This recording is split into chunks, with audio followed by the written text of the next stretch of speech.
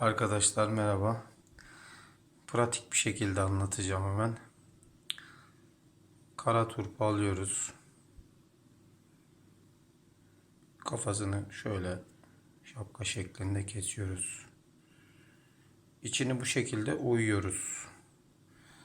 Altını da ince bir şekilde kesiyoruz. Şu siyahlığı alacak kadar. Bu içinin oyulmuş hali. Daha sonra şöyle bir folyoyu alıyoruz. Streç folyo. Ortasını şöyle deliyoruz. Bu kısım alta gelecek şekilde bardağa koyuyoruz. Folyoyu da şöyle bardağın kenarlarına takıyoruz.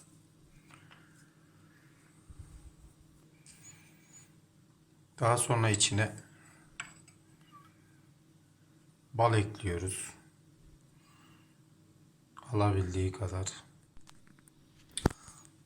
Balımızı ekledik. Bu folyoyu özellikle böyle koyuyoruz ki turp zamanla aşağı doğru iniyor. Bardağın içine girmesin. Daha sonra içinden oyarak çıkardığımız turpun kendisinden biraz daha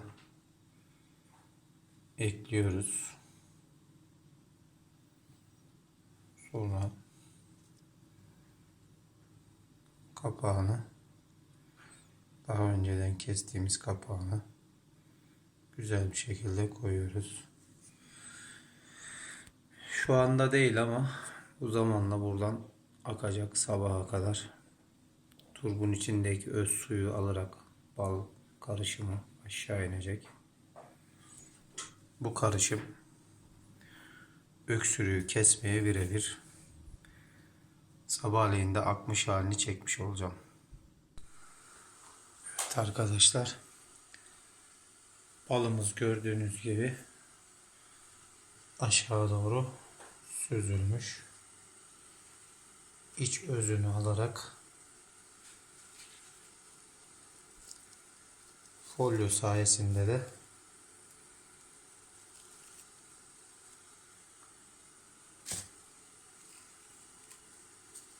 içine düşmemiş. Neden içine düşmemiş diyorum. Bakın çekiyor kendini.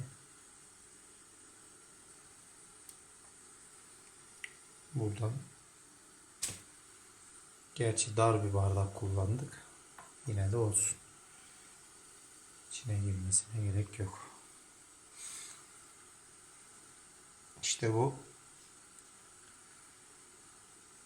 öksürüğü tek seferde kesip atıyor.